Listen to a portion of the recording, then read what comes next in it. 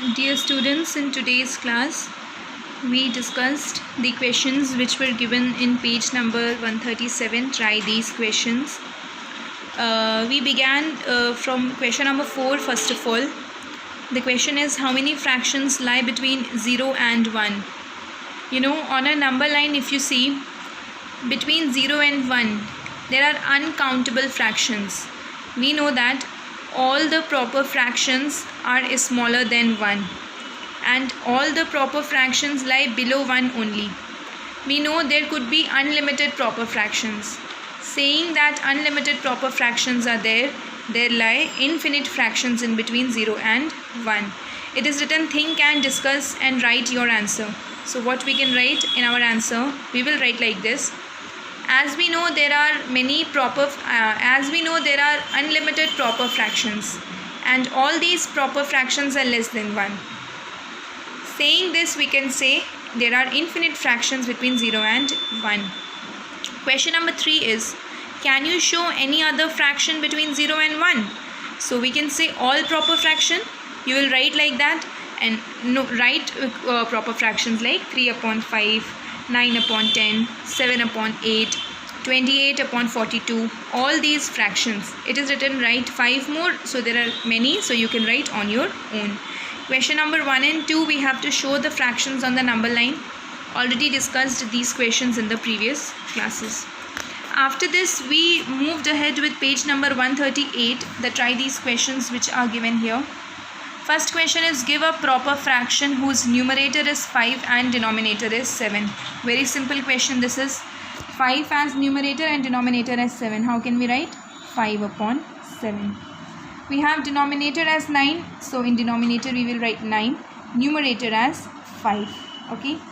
Written whose numerator and denominator add up to 10. Very logical and important question. This means that whatever you write in numerator, denominator should be such that when you add this with the denominator, answer would come 10. In 1 we will add 9 so that we will get 10. Got it?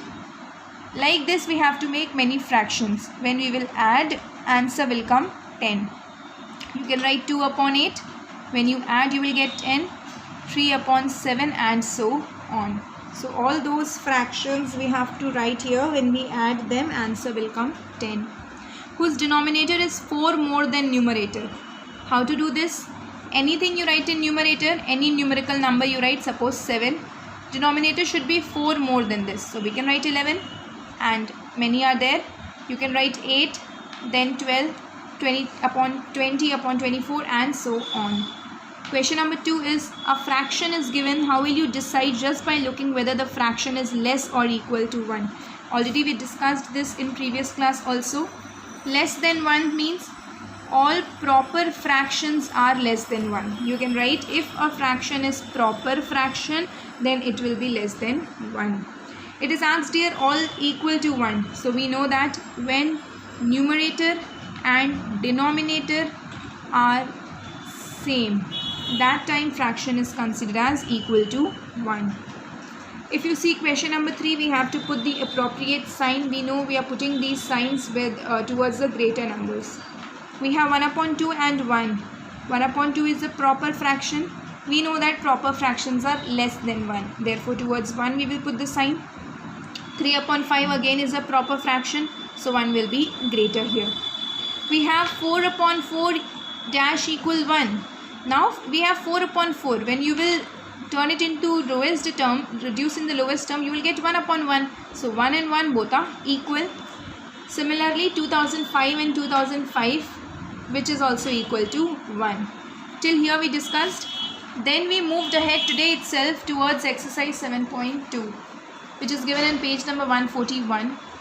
Here question number 1, we have to draw and on the number line. Already you know very well how to draw on the number line. So kindly do questions all on your own.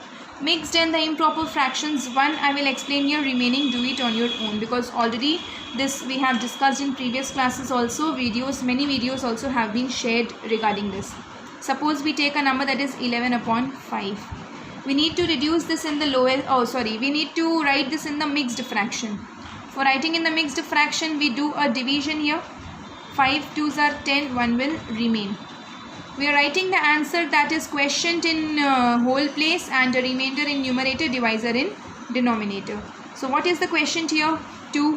What is remainder here? 1, and divisor is 5 is your answer in mixed fraction for 11 upon 5. If we see improper fraction, how to change in the, if we see mixed fraction, how to change in improper?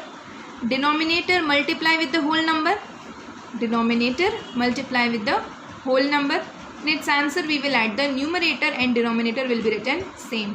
7 5s are 35 plus 6 upon 7. We will get here 41 upon 7 in your answer. Got it clear? Simple. Denominator multiply with the whole number. In that answer, you add the numerator and write denominator downside. You will get the answer. That's all we discussed for today. Homework I have shared in the class. You can see from there and solve the sums. Any doubts anyone has, they can ask in the comment section.